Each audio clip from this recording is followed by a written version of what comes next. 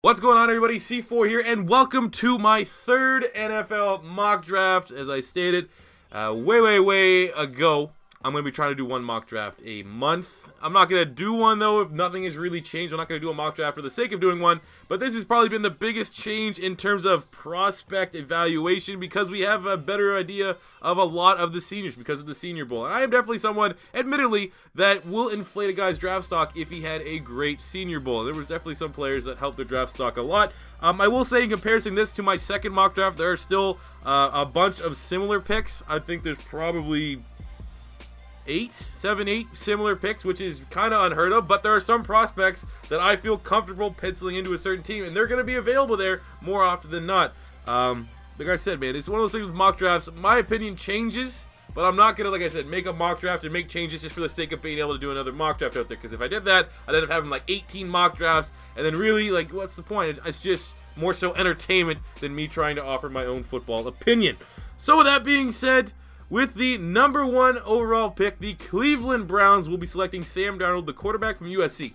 I'm going to bite on the rumor that Dorsey and the Browns do not like Josh Rosen. It's not just a smokescreen, and they're going to go with Sam Darnold. I think that's the wrong decision for the Browns. I think if you're the Cleveland Browns, you go with Josh Rosen, who's the most pro-ready. It doesn't necessarily have to sit behind a quarterback and develop there, because right now we've been seeing that the Cleveland Browns can't develop a quarterback. I think Josh Rosen needs the least amount of development out of any of the QBs. Well, I mean, Baker Mayfield, but I don't think Baker Mayfield's going 1.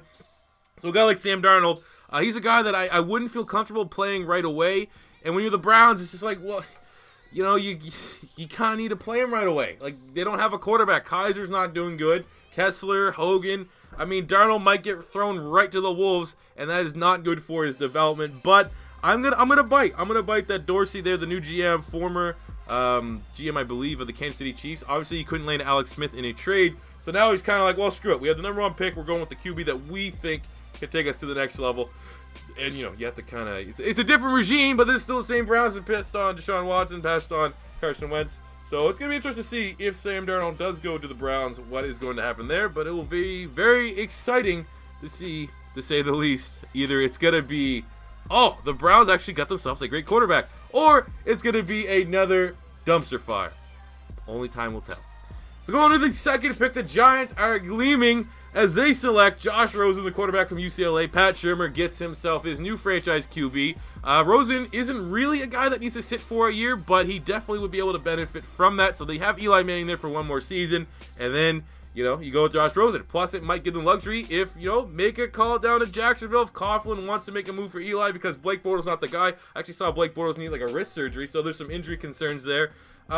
Yeah, maybe Eli might move, and then you still have Josh Rosen, who, again, I think is the most pro-ready quarterback, but ultimately the Giants are going QB here. They may be tempted to pull the trigger on Saquon Barkley, but I feel like Barkley might slip a little bit just because teams are going to value other things over the running back position, which value is really at an all-time low, even though there's been some absolute studs taken in the first round, looking at Ezekiel Elliott, Todd Gurley, Leonard Fournette, and Saquon Barkley, certainly that caliber of talent, if not better. But you gotta go QB here, and I think Josh Rosen, new regime, they need their new quarterback that's going to build the future around, the building block, and I think that will be Josh Rosen from UCLA. Go to pick number 3, the Indianapolis Colts. I am selecting Bradley Chubb, the defensive end from NC State. The Colts could go a lot of places here. I think they have a very nice pick. If they really want to help out Andrew Luck, they can get Quentin Nelson. They get the best offensive lineman. They can go Connor Williams, debatably the best tackle. They can go Saquon Barkley because they need a replacement for Frank Gore. That's why I had them taking in my last mock draft. But when you look at the Colts and what they have sucked at, it's more so Andrew Luck can make plays, but the defense has just for some reason never had that firepower. Now with a healthy Malik Hooker, get someone else on the front end that can make some plays. And really, when you look at all the defensive edge rushers, defensive linemen, Bradley Chubb is the best fit here for the Colts. He can play defensive end in the 3-4. He's versatile to play a 4-3 if they decide to change their scheme. He's very flexible, and he probably is the best defensive lineman. Now, as far as the number 3 overall pick, is Bradley Chubb the 3rd best player? Probably not, but I think Colt fans will be happy by getting Bradley Chubb because he's definitely a guy that can come in right away and get 7 to 10 sacks as a rookie. You know, put up a similar season, maybe as Derek Barnett on the Philadelphia Eagles, and he's a beast, man. He's an absolute savage, vicious type of player. Moving to number 4, we have the Cleveland Browns with their second pick, 2 top 5s. Damn, you go Browns. And I'm going Minkah Fitzpatrick, the defensive back from Alabama. When you look at the Cleveland Browns, they haven't had great luck picking secondary players. Oh, you don't want to talk about the Oklahoma State corner that they drafted a couple years ago that sucked. You don't want to talk about maybe Jabril Peppers, who didn't look so good last year. But a guy like Minkah Fitzpatrick, I do think when you look on the defensive side of the ball, especially in the secondary, which is an incredibly tough position to judge, I think he is kind of the can't-miss prospect, the kind of guy that, could very well be like the next Landon Collins. And when you look at their secondary, Kendrick's not bad, he's serviceable, but ultimately a guy like Minkah Fitzpatrick could take over. He probably could play corner, even though their secondary play was all right with Bobby Calhoun and McCourty. McCourty's kind of a band-aid. He's super old. He's not going to be there long-term. A guy like Minkah Fitzpatrick gives you the versatility to play corner or play safety. He's not as good of a player as Jalen Ramsey, but he brings that same type of versatility, which is why I believe he's worth the top 5 pick and, better for the Browns to go with Minkah Fitzpatrick to help on the back end than going, say, with Saquon Barkley helping at the running back spot. Because when you look at the running back spot, you probably can land one in free agency. If the Browns were insane, they would take all that salary cap and pay. Le'Veon Bell wants money, above all. And if there's something that ever breaks off there with Pittsburgh, I don't think it will, I would literally offer him the biggest contract ever to come to Cleveland. But, yeah, I think Minkah Fitzpatrick in terms of value, even though I think Saquon Barkley is the pound-for-pound most talented player in this year's draft class, I think for the Browns, the most sense goes with Minkah Fitzpatrick. Plus, with Dorsey there, who had luck getting later round running backs in Kareem Hunt, he probably can feel that he can draft and do the same kind of magic and not invest the number 4 pick in a running back. Going number 5, the Denver Broncos, who, like I said, they get Kirk Cousins. I think that's probably going to be the favorite destination for Kirk Cousins until it becomes official where he can end up going to. There might be a chance not, because I don't know how well their salary cap is looking, and Kirk Cousins might just take the money and go to a Cleveland or a New York or something like that. But I think it is going to Denver. So when I look at the Broncos, I'm going with Connor Williams, the offensive tackle from Texas. Now, the offensive tackle class, because I'm recording this before the Combine, it's kind of a gray area. No one really knows right now. There's a lot of people that like and hate Connor Williams. A lot of people that like and hate Mike McGlinchey. A lot of people that like and hate Orlando Brown. Some people want to throw Chukwuma Okorafor in there. Brian O'Neill had a terrible Senior Bowl, so he might be slipping out of the first round. There is a little bit of unclarity with the tackle spot, but building this offensive line, especially at the tackle, is key for Denver. They could very well just say, okay, well, we'll just go with Quentin Nelson, who's the safest offensive line prospect, but he's not a tackle, and tackles are a little bit more valuable, and it's incredibly unlikely for a guard to go in the top 5 picks of the draft. So when you look at Connor Williams, it's kind of a twofer, because Connor Williams is much more suited to play left tackle, and Garrett Bowles, who was their first round pick last year, is much more suited to play right tackle. He's kind of like a mini Lane Johnson a little bit. So I think you kind of get 2 birds stoned at once with this pick, and if Connor Williams is that franchise left tackle, it'll certainly help out not only Kirk Cousins, who's hopefully their franchise guy, but that run game with C.J. Anderson, who I definitely think is one of the most underrated running backs in the National Football League.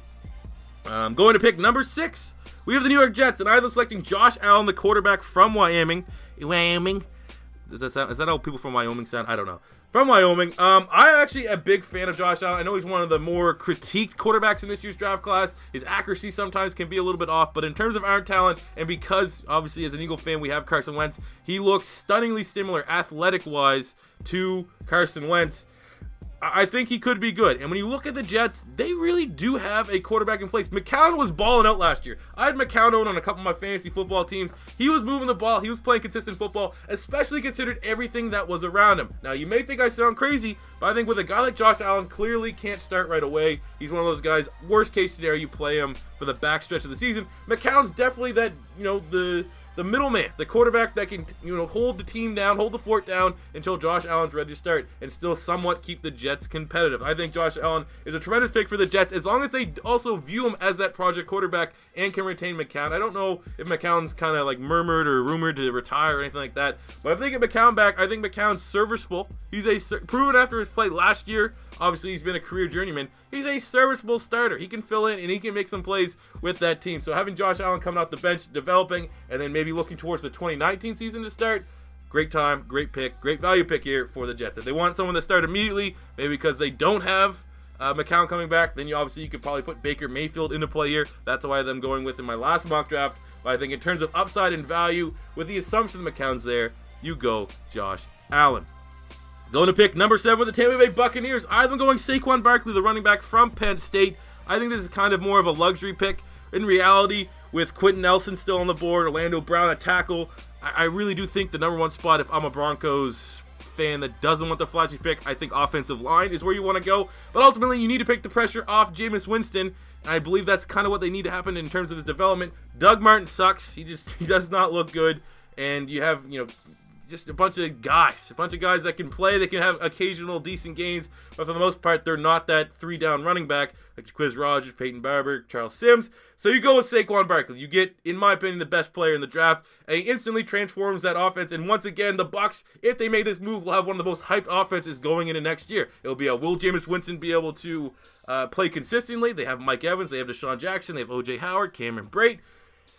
Now Saquon Barkley. Like, that is a big name, big time offense on paper, so it's gonna have all the hype up there. And the Bucs were probably one of the more disappointing teams in the NFL. It was unfortunate that half their defense seemingly got hurt, but I mean, if they don't want to go offensive line, if they don't want to go secondary, and they want to go with how is Saquon Barkley still here at 7? I think we need to pull a trigger, and I can see that scenario happening out. I don't see Saquon Barkley slipping past the Bucs, because really they do need a franchise running back, and that is Saquon Barkley. And also at 7, like I said, tremendous value. Going to pick number 8, the Chicago Bears. I think I've had this pick. This is the only pick I've had the same 3 straight times. And I've been going Calvin Ridley, the wide receiver from Alabama. Ultimately, Bears need a wide receiver big time. And well, Calvin Ridley at 8 could be viewed as a little bit of a reach, because I don't know if there's a legitimate top 10 wide receiver in this year's draft class. Look at last year. John Ross went high. Corey Davis went super high. So I guess teams are now seeing that, maybe wide receiver is scarce, so you get your top end guy while you can, and then try to address other positions later on. And when you look at the Bears, they absolutely need wide receiver help. You can assume they might land someone in free agency. Jarvis Landry's a popular one, but regardless, they still need more wide receivers. Right now, look at their wide receiver core. They have Cameron Meredith, who's coming off an injury, who's really their only capable wide receiver. And he's not even I would say he's mid-range wide receiver too. He's an all-right starter. Other than that, they just have a bunch of bodies. Kevin White, Kendall Wright.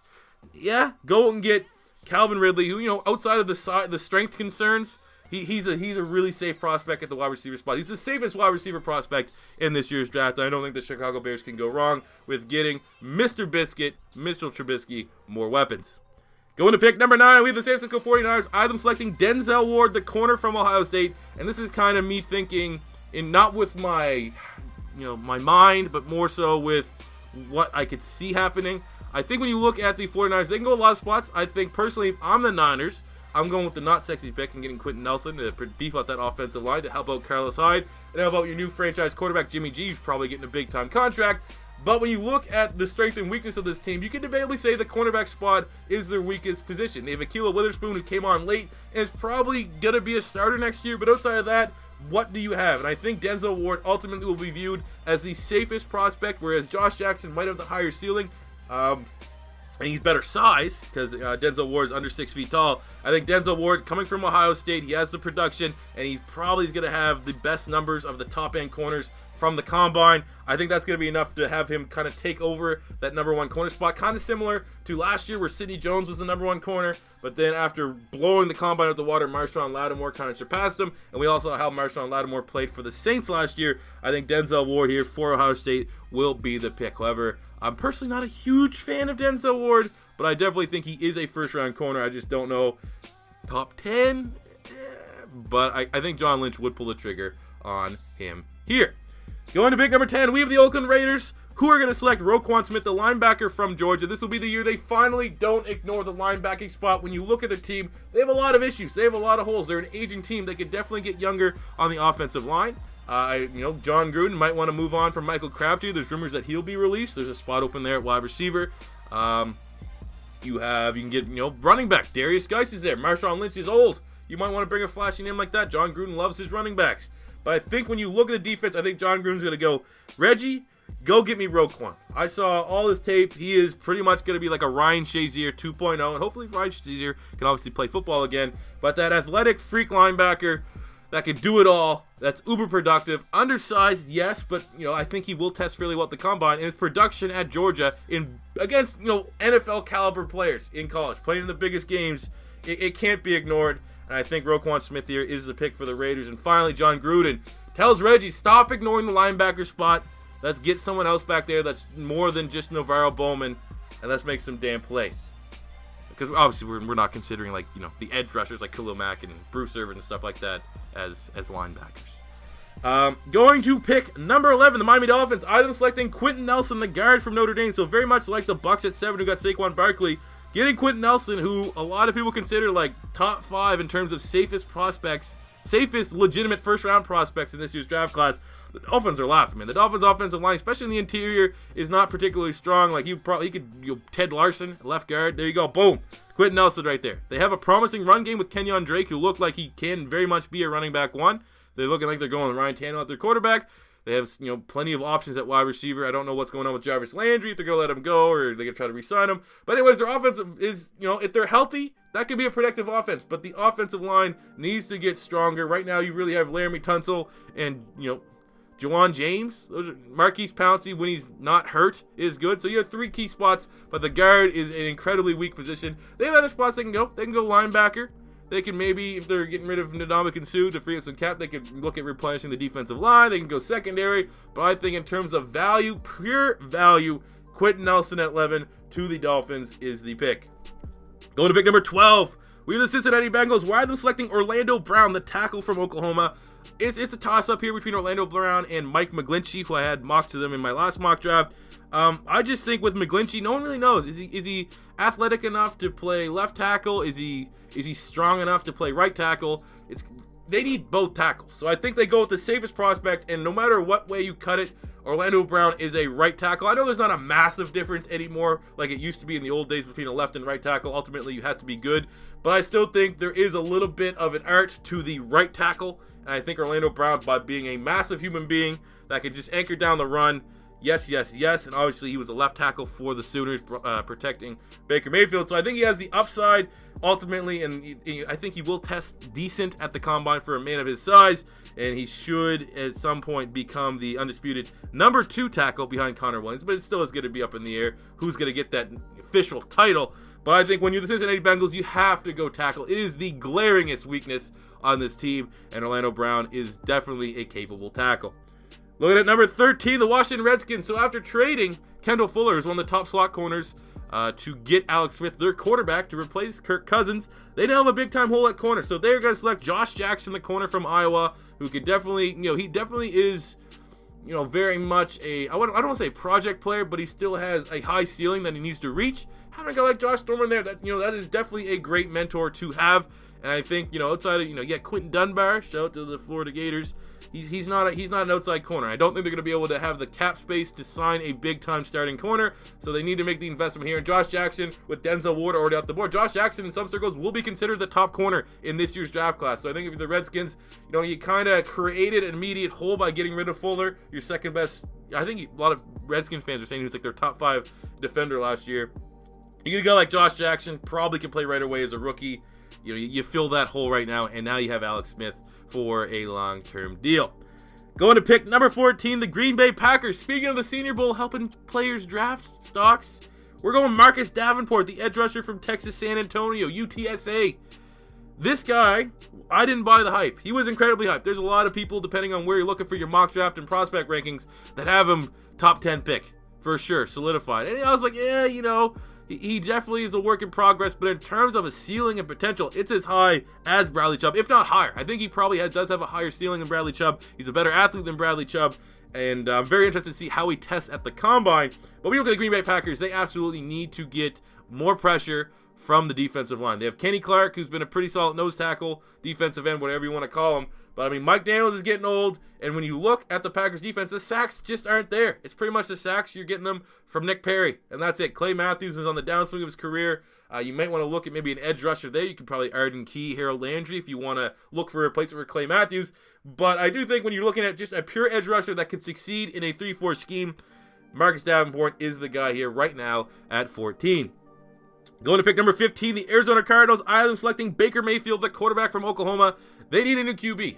It's pretty clear that, obviously, with Carson Palmer retiring, Drew Stanton's not going to be the guy. And I don't think that Kirk Cousins is going to go to Arizona because they're a very, very old team versus going to a team like Denver, who's probably a quarterback away from being right back into the playoffs. So I think you start looking at the future. I really do like Baker Mayfield to the Cardinals. You have some safety nets there. You have Jermaine Gresham who's a veteran. You have Larry Fitzgerald who's a veteran. You have a deep threat like you had in C.D. Lamb in Oklahoma and John Brown. Yes. J.J. Nelson as well. So you have the pieces in place. But more importantly, you have David Johnson. And when you look at how Baker Mayfield played at Oklahoma, he always had that receiving back. Be it Rodney Anderson this year, be it Joe Mixon the year before. This is like a key thing for how Baker Mayfield plays. And David Johnson is that plus more. David Johnson is debatably the best running back in football. He is certainly in that, Todd Gurley, I'm not going to say Zeke, but that Todd Gurley, Lev Bell category of being able to do it all. Catch the ball, run the ball. And I think that'd be a good fit for Baker Mayfield. He probably would be able to start right away. You get a very pro-ready quarterback here in Baker Mayfield, much like Josh Rosen. I think those are the two guys that I think as rookies I would somewhat feel comfortable starting. So it's a win-win for the Cardinals and getting their quarterback at 15 without having to trade up. There you go. Because I think last year, didn't they want to trade up to get Mahomes?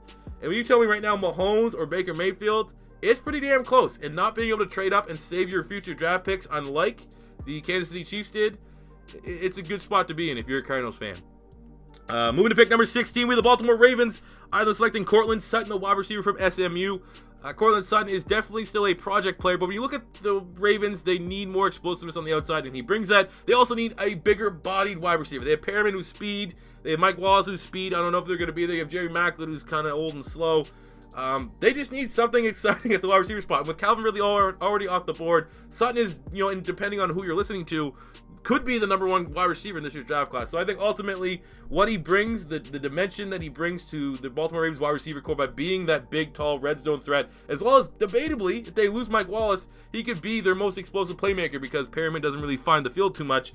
It's a win-win. I think it's a perfect pick here for the Baltimore Ravens. You kind of have to salvage as much as you can and put as many weapons as possible around Joe Flacco to just salvage that massive contract. Alex Collins could be your future running back. You're getting Kenneth Dixon back, who's also a very nice running back.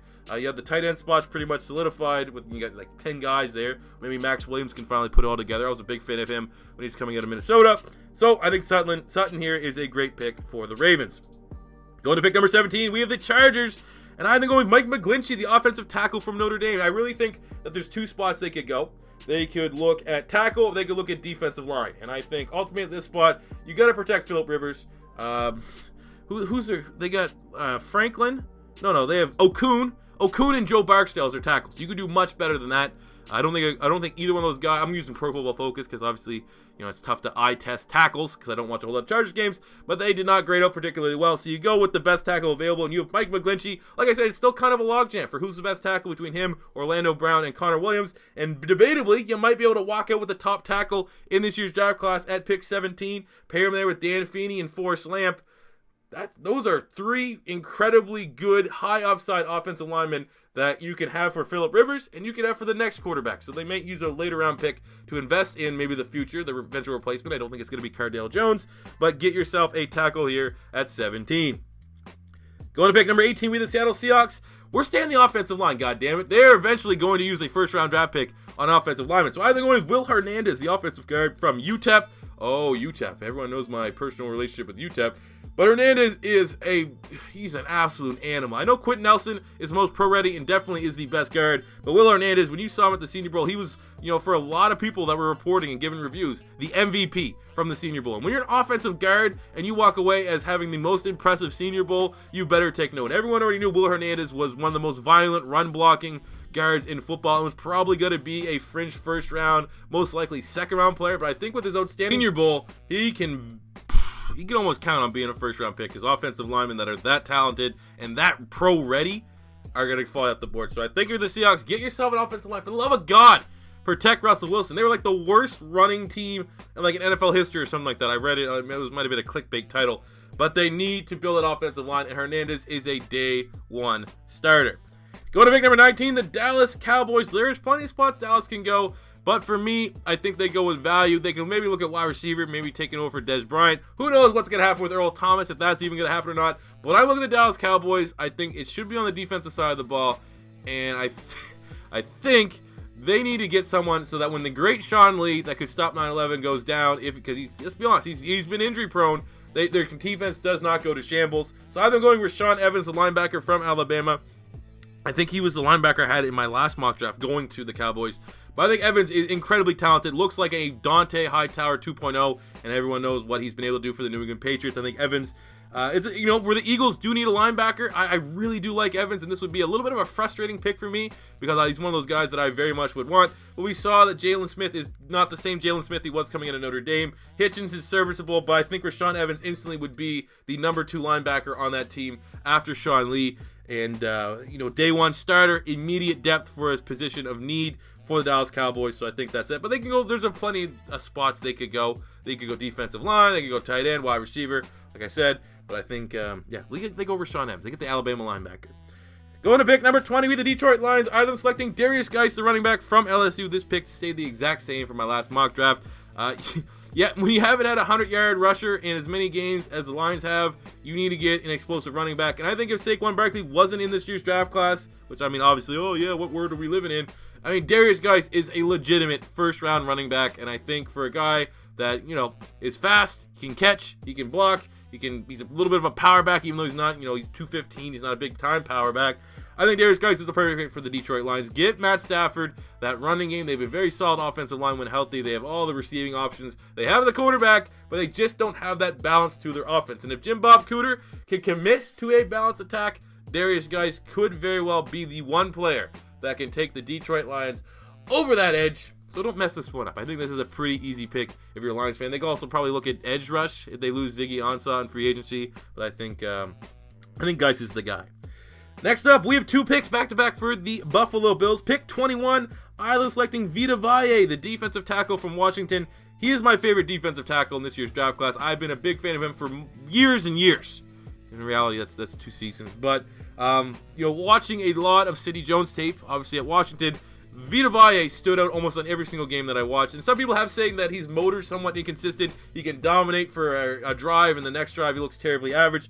But ultimately, I think Sean McDermott, being the incredible DC that he is, Vita Vea is going to walk right in. You have Kyle Williams, who's old but still can play. You trade it Marcel Derry. So there's that hole there in defensive tackle. I think Vea can start day one, and he's eventually going to be the future at that defensive tackle spot. That's definitely a key position for the Buffalo Bills here. I think he is an absolute stud. For me, he is almost like I think if I was making a top 5 safe picks, I would have Minkah Fitzpatrick, I'd have Bradley Chubb, I'd have Saquon Barkley, I'd have Quentin Nelson, and I might have Vita Vea as my number 5 guy. I'm that high now. I think he's going to draw a lot of comparisons to Danny Shelton of the Cleveland Browns. I think he's a much better athlete. I think he's a much more pro-ready. Next up, pick 22 with the Bills. Their second pick, I'm going Lamar Jackson, the quarterback from Louisville. In my last mock draft, I had them with their second pick taking Lamar Jackson as well. It just fits the mold of what we've seen for a Sean McDermott quarterback. He's had a mobile quarterback, Cam Newton, Donovan McNabb, Tyrod Taylor. Obviously, Tyrod T-Mobile's not the future. So you get a Lamar Jackson. You get a guy with an incredibly high upside that's going to a scenario where he doesn't have to play right away. He can sit behind Tyrod Taylor. I know this might not be the pick you want to see, but I think ultimately when you look at the Bills, their defense is pretty much set. They might maybe look at an upgraded linebacker here to put back there. But other than that, with already going Vita Vea, when you look at the offense, there's no real wide receiver I think I would take over Lamar Jackson. There's no real offensive lineman here that I would take over Lamar Jackson. Right now we're looking at the board. You have Christian Kirk there, maybe Anthony Miller if you really buy the hype there and you want to get another like Zay Jones type hype. But I think Lamar Jackson, this is where you get your quarterback. They clearly aren't satisfied with their quarterback, and I personally think they will fall in love with Lamar Jackson. Like I said, mobile quarterback, Sean McDermott, as we know just from his history in the NFL, that's kind of what his teams have been built upon. Go get yourself Lamar Jackson. Personally, I'm a big fan. I think he will be a stud. I think he has the chance to be as influential as Deshaun Watson has looked for the Texans before he got hurt. Going to pick number 23, the LA Rams. Either going with Isaiah Oliver, the cornerback from Colorado. I think this was actually my pick for them in my last mock draft as well. They need a corner with, Terrain Johnson's contract situation looking, They really don't have a whole lot of talent back there at corner. I think Isaiah Oliver is a fringe first-round talent. Might be a slight reach at this spot, but I know there's a lot of people that think he is going to test very, very well. They like him a lot more than a lot of people are saying they like him better more than Ahkello Witherspoon, who's now a starter for the 49ers. They like him more than Chidobe Awuzie, who's a starter for the Dallas Cowboys. Both those guys were part of a very good Colorado defense. They say Isaiah Oliver is the best of the bunch, and from his tape, he looks good, man. He looks like a fluid athlete. He could be a guy that might be able to challenge some of the numbers that Denzel Ward might put up at the combine. And when you look at, you go with the best corner that's left on the board for a position in need that's not a major reach. The the Rams don't have a whole lot of needs. They could probably look at another offensive lineman. There'll probably be some guards here that they want to look at. But ultimately, I think Isaiah Oliver is the smart pick for Wade Phillips' defense. Go to pick number 24. We have the Carolina Panthers. I had them selecting Derwin James, the safety from Florida State. Now, depending on who you ask, this is an absolute slip. They think he's a top 10 talent. I think he's top 10 athlete in terms of talent. I have to wait and see. He's not much as a project as Jabril Peppers was, but I kind of feel like he might have a little bit of a learning curve. And going to Carolina, he's not going to get rushed in. He has a lot of veterans ahead of him like Kurt Coleman and Mike Adams, but he's definitely going there to be the immediate successor as soon as possible. So they had the luxury. They might not have to rush him and start him day one as a rookie, but adding just another freak to that defense. I mean, he's in the same mold of a Shaq Thompson, who's now a very, very good outside linebacker in that scheme. You know what? Last mock draft, I think I'm going Ronnie Harrison because Derwin James already off the board. I think safety is really where the Panthers go. And sitting at 24, like I said, Derwin James, Ronnie Harrison, these guys are there. They're still available. They're in a good spot if they really want to try to address that safety spot. I think getting Lamar Jackson could very well provide to be a steal of the draft, but I think he's a good fit for that defense, and Ron Rivera will be able to get the most out of him. Going to pick number 25 with the Tennessee Titans, and I was selecting Arden Key, edge rusher from LSU. I think that he can be a 3-4 outside linebacker. It's a gamble. He definitely did not have the best of seasons, but he has been very productive at LSU, and it does seem like Robinson I think is their GM, likes to go with the productive players. We saw that with the Corey Davis pick. We've seen that with, maybe Conklin pick a couple of years ago. I think Arden Key will fit that mold. He's a big time need because they need to get after the quarterback. I think when you look at all the available prospects, I mean, I thought maybe put Deron Payne there, but I don't really know where he's going to fit on that defensive line. You have Taven Bryan from Florida. Again, not really sure how he fits in a 3-4, but Arden Key is probably going to be best used as a 3-4 linebacker. I mean, Harold Landry could be another guy, but he's not as big, not as athletic as Arden Key. So I think they go edge. We'll keep going with Arden Key right now, even though he's not having the best of season. But a really good combine, which he might have, could certainly help out his draft stock. Going to pick number 26 with the Atlanta Falcons. I'm going with Deron Payne, defensive tackle from Alabama. They just need to get a beast on that defensive line. When you look at the line, Dontari Poe is not signed long term, and you have Grady Jarrett. Grady Jarrett's the future there, defensive tackle. Really, they kind of do have an older defensive line when you think about it. Brooks Reed, kind of old. You have Tack McKinley, you can play linebacker and play end, so he's versatile. You have Claiborne, who's kind of been a journeyman, kind of old. You're not going to want to pay him a whole lot of money. So getting younger in general on the defensive line, there's not a lot of holes for the Atlanta Falcons. Atlanta Falcons are a very tough team to have a mock draft for. So I just think they go with the best defensive line talent, and they could go Taven Bryan, because we know with the Keanu Neal pick, especially Dan Quinn, the former DC of Florida, has the ties there. I think Taven Bryan should be a first-round pick, but I'm also a big fan of Deron Payne, and I think that he brings incredible versatility. He's very athletic, very strong. You could probably, if you really want to, you can play him as a massive defensive end, but I think just having him in that defensive line rotation, and eventually he could be the successor to a Dontari Poe and build that Grady Jarrett, Deron Payne interior, that's going to be very scary, and I think Dan Quinn will not want to pass that up. Going to pick number 27, the New Orleans Saints. I selected Christian Kirk, the wide receiver from Texas A&M. When you look at their wide receivers, they have Michael Thomas, who's definitely one of the best young wide receivers in football, but other than that, you have Willie Snead, who's probably going to walk. You have Ted Ginn, who's, 30-something, 33. He's near the end. He's somewhat limited. You have Brandon Coleman, who's pretty much just a tall guy. So you need to go out and get Drew Brees another weapon. They already helped him out with Alvin Kamara, but now let's get a wide receiver. And a guy like Christian Kirk is very, very interesting because of his versatility. He brings special teams ability, which they don't necessarily need because they have Kamara, but he's also a guy that has the ability to play inside and outside. A lot of people say he could be a slot. A lot of guys think with his straight-up athletic ability, he can also be flanked out wide and be effective there. And I think because of that versatility, over, say, you got a guy like James Washington that's more of a straight line speed kind of guy.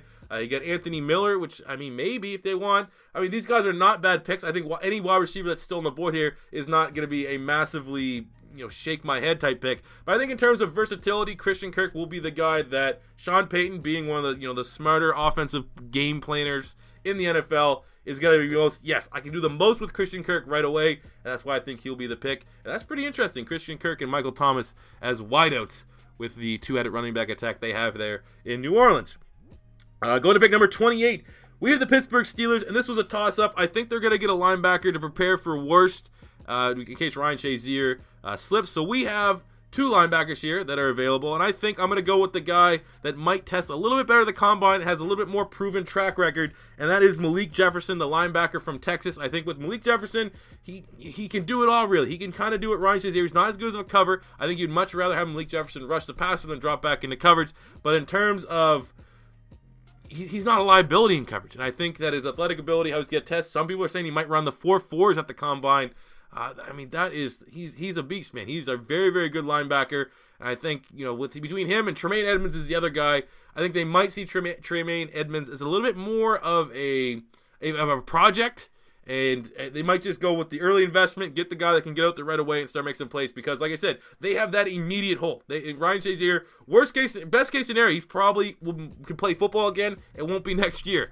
So they got to get that linebacker that can step in right away. And I think both Malik Jefferson and Tremaine Edmonds are very, very good linebackers and could be possible picks here if they are considering linebacker spot. But I think Malik Jefferson, because of the longer production, and probably could test better at the. Maybe that's kind of debated, because a lot of people think Tremaine Edmonds is going to be a freak linebacker. So it's going to be really close. But I just think they might go with the production and the guy that's more likely to be able to start day one in Malik Jefferson. Going to pick number 29. We have the Jacksonville Jaguars. I have them selecting Mark Andrews, the tight end from Oklahoma. Now, the Jags are in a very interesting spot. They clearly don't need anything on the defense. So when you look at the offense, you want to get younger at tight end, so they don't necessarily like Mark Andrews, who I think will be the safest, most pro-ready tight end day one. They can go maybe with the human highlight reel, Dallas Goedert from South Dakota State. They could fall in love with maybe Mike Gesicki if they want to go tight end. All these guys wouldn't be massive reaches at the first round. They could maybe look at Billy Price, center, best center in the draft. I don't know if you did that, you might have to do something with Brandon Linder, because Brandon Linder is probably the best offensive lineman. But I don't know, man. I'm just one of those people when I see a very, very good center that's 6'5", that's built like a tackle, I just be like, I don't know if Linder can play tackle. I don't know if he's played tackle for the Jags. This is my ignorance. But when I see him, I'm like, move him to left tackle. Move him to right tackle, sorry. Have Cam Robinson play left tackle, move Linder to right tackle, and then get Billy Price to play your center. Price can also play guard, so he's a very talented offensive lineman at this spot. But because I don't want to make the official statement that, yes, they should move Brandon Linder to tackle, I'm going Mark Andrews at tight end, get that upgrade there. They might have gone quarterback if Lamar Jackson was still there. Maybe Baker Mayfield slips this far. So I think you just go with what guy can start right away and help us get right back to the AFC Championship. And I think that would be bringing in a very serviceable tight end. Moving on to pick number 30 with the Minnesota Vikings. And I was selecting Maurice Hurst, the defensive lineman from Michigan. I wanted to be biased and put Taven Bryan here, but ultimately I think scouts will like the production from Maurice Hurst more so than where Taven Bryan kind of just blow up last year with the Gators. Hurst, very, very productive at Michigan. A lot of people consider him the second best defensive lineman, depending on where you rank Vita Vea and Deron Payne. I think all these guys are pretty close, but obviously, judging by my rankings, he was the third of the bunch. But if you look at the Minnesota Vikings, the future is very unclear with Sharif Floyd, which is incredibly sad because he was a beast at my Gators. But you need to find someone else that can go in there and play with Linval Joseph. That's a starter. It seems like right now they have a heavy rotation there. So I think Maurice Hurst definitely could step in and eventually be the clear starter next to Linval Joseph on the defensive front to make the league's best defense, or one of the best, like a top 5, no matter what you're trying to talk, even if you're biased. The Vikings are a top 5 defense, makes them that much stronger. And it might be a little bit odd here because we don't know what's going with the quarterback spot, but I don't think necessarily they're going to reach for maybe Mason Rudolph here, who's probably the best quarterback that's still on the board. They can, offensive line wouldn't hurt, but again, there's not a whole lot. Maybe like a Chukwuma Okorafor, Colton Miller. I think they just go with the safer prospect. Don't reach. You get Maurice Hurst. Going to pick number 31. Now, like I said, I'm recording this before the Super Bowl, so we're just going wishful thinking. The New England Patriots are picking at 31 because my Eagles were able to somehow overcome the odds. Big Dick Nick Foles won the Super Bowl. The Patriots are here, and they are going to select Harold Landry, the edge rusher from Boston College, the exact same pick I had from Mock Draft 2. I think they get someone that can fill that Rob Ninkovich role that, who they have now, Kyle Van Noy. He's not really that guy. I think a guy like Harold Landry, I'm very interested to see how he's going to test at the combine, but he's incredibly explosive, got the ball, local guy. They definitely have probably done their due diligence and scouted him a lot because it's just down the road. I don't know if it is literally, but I assume it is. Boston College, So I think he's a great pick for the Patriots. He definitely has a lot of Bill Belichick type player written all over him. So they go get themselves a very talented linebacker to pair back there with Dante Hightower to short them up for next year, because obviously Hightower was hurt. And the linebacking core has definitely been lacking and probably the weakest link of the Patriots this season. And then finishing up with your Super Bowl champions at pick 32, the Philadelphia Eagles are going to be selecting Tremaine Edmonds, the linebacker from Virginia Tech. Like I stated, man, I've seen a lot of people he's one of the more drastic picks in this draft class. Other people think he is the guy. He is the next, I think on NFL.com they had Brian Urlacher. He's the next this. He's going to blow away the combine. Look at his size. He's incredibly young. And then you have the other side. He's inexperienced. He's an absolute project player. He's not going to be, the kind of guy that's going to get you an immediate return on your first round investment. But I think when you're the Philadelphia Eagles, I mean, we may lose Nigel Bradham. So we may have a spot open on the linebacking core. If we don't lose Nigel Bradham, well, Jordan Hicks has become a liability. He cannot stay healthy for whatever reason. He just cannot. Oh, hi, Mark. I just sound like the dude from that movie. Anyways, but I think Tremaine Edmunds ticks a lot of boxes off for the Philadelphia Eagles. He's incredibly young. He's a Joe Douglas type pick. I think linebacker, with the way Big V's been able to play, looks like Jason Peters is going to return. Tackle's been a big pick for my mock drafts. I think I had Brian O'Neill last mock draft for the Eagles, which at that time was pretty much an unheard of pick. You didn't see Brian O'Neill in a lot of mock drafts. Now he's kind of a little bit more popular. So I think Tremaine Edmunds is definitely the pick here for the Philadelphia Eagles. His tape looks really good. I think he's going to blow away at the combine.